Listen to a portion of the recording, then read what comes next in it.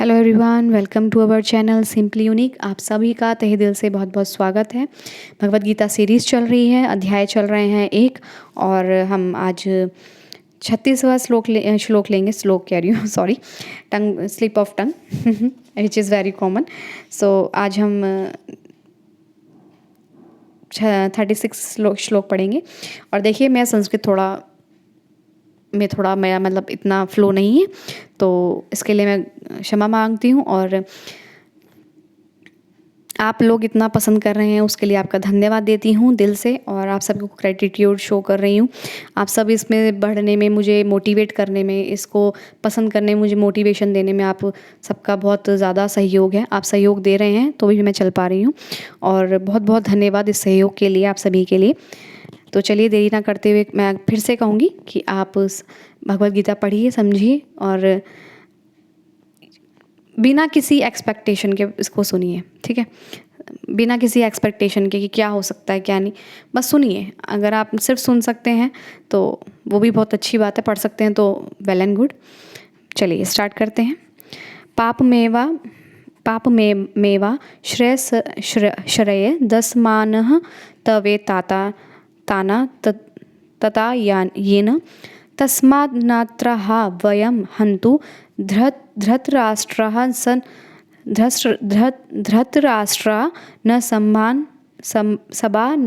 सबानधवान् स्वजनः हि कथं हत्वा सुखिनः स्वयं माधव। यदि हम ऐसे आततियों का वध करते हैं तो हम पर पाप चढ़ेगा, अतः यह उचित नहीं होगा कि हम धृतराष्ट्र के पुत्रों का तथा उनके मित्रों का वध करें। हे लक्ष्मीपति कृष्ण, इसमें हमें क्या लाभ होगा, और अपने ही कुटुंबियों को मारकर हम किस प्रकार सुखी हो सकते हैं। वैदिक आदेशानुसार आतातीय 6 प्रकार के होते हैं। बता देते हैं कि इसमें आततीय मतलब कौन लाइक जैसे आप समझ सकते हैं कि ऐसे दुर्योधन जैसे पर्सन, ठीक है, जो लोगों का अहित करते हैं। विष देने वाला, विष देने वाला, घर में अग्नि लगाने वाला, घातक यानी कि ऐसे हथियार, ऐसे इंस्ट्रूमेंट, वेपन से वार करने वाला, आक्रमण करने वाला, धन लूटने वाला, दूसरों की भूमि हड़पने वाला तथा पराई स्त्री का अपहरण करने वाला, ऐसे दुराचारी मतलब आततियों का तुरंत वध कर देना चाहिए, क्योंकि इनके वध से कोई पाप नहीं लगता। आतताइयों का इस तरह वध करना किसी सामान्य व्यक्ति को शोभा दे सकता है, किंतु अर्जुन कोई सामान्य व्यक्ति नहीं है। वह स्वभाव से साधु है, अतः वह उनके साथ साधुवत व्यवहार करना चाहता था, किंतु इस प्रकार का व्यवहार क्षत्रिय के लिए उपयुक्त नहीं है। यद्यपि राज्य के प्रशासन के लिए उत्तरदायी व्यक्ति को साधु प्रकृति का होना चाहिए, किंतु उसे कायर नहीं होना चाहिए। जी हाँ, मैंने कहा जैसे आप अच्छे मार्ग पे चल रहे हैं, सही है, अपने आचरण सही है, आपका बिहेवियर अच्छा है, कैरेक्टर अच्छा है, और आप सही रास्ते पे चल रहे हैं, ठीक है। अब आपको कोई कहे कि आपको ना ये करना है, मतलब आपको कहीं से अपने कोई सीनियर हैं, कोई आपके बड़े हैं, आपको कहते हैं अधर्म, कहते हैं ना, अधर्म कुछ करना है या गलत कुछ करना है, आपको ऐसे पैसे मिलेगा या कुछ ऐसे कर लीजिए, मतलब कुछ बहुत सारे ऐसे नेगेटिव काम होते हैं, तो आपका वहाँ दयालुता दिखाना कायरता है। आप वहाँ अपनी शक्ति को पहचान के आप कह सकते हैं ये गलत है और मैं नहीं करूँगा या करूँगी, ठीक है। तो वहाँ आपको निर्मल नहीं बनना, साधु प्रकृति का नहीं बनना, वहाँ आपको क्षत्रिय बन के डटे रह के मतलब उसको आर पार करना है, या तो ये नहीं होगा तो नहीं होगा। अपने गलत पर अगर जैसे कहते हैं ना कि हमें कुछ गलत नहीं करना तो नहीं करना, चाहे कुछ भी हो जाए, तो वहाँ कायर नहीं बना जाता कि हाँ ठीक है आप बड़े हैं, हम कर लेंगे, गलती काम क्यों ना हो, तो वो कहा जा रहा है। उदाहरण, भगवान राम इतने साधु थे कि आज भी लोग राम राज्य में रहना चाहते हैं, किंतु उन्होंने कभी कायरता प्रदर्शित नहीं की। रावण आतताई था क्योंकि वह राम की पत्नी को, सीता जी को अपहरण करके ले गया था, किंतु राम ने उसे ऐसा पाठ पढ़ाया जो विश्व इतिहास में बेजोड़ है। देखिए राम जी कितने दयालु, करुणानिधि, ठीक है, मतलब ऐसा राज्य कि मतलब हर चीज़ में वो पॉजिटिविटी, हर समय आनंद में खुश रहने वाले। लेकिन जब उनकी पत्नी को लेके गए तो उन्होंने लगा ना गलत है, तो अब नहीं छोड़ने वाले, कायरता नहीं दिखाई उन्होंने, साधु संत वाला बिहेवियर नहीं पर दिखाया। रावण के प्रति उतने ही वो कठोर रहे, ठीक है। अर्जुन के प्रसंग में विशिष्ट प्रकार के आतताइयों से भेंट होती है।